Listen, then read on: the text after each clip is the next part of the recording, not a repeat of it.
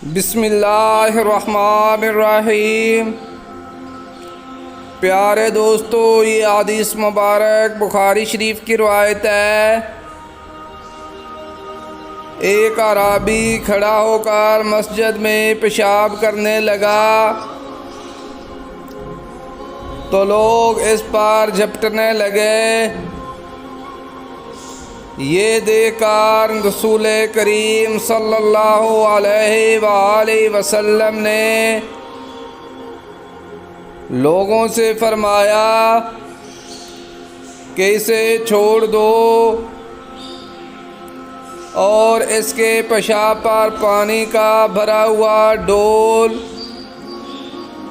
या कुछ कम भरा हुआ डोल बहा दो,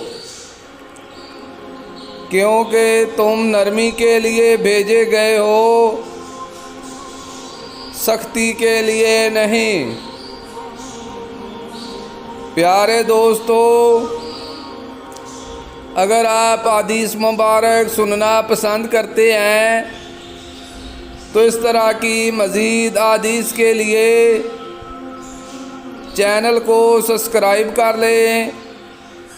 बराए मेहरबानी वीडियो को लाइक भी करें। जज़ाकल्लाह, शुक्रिया, अल्लाह हाफ़िज़।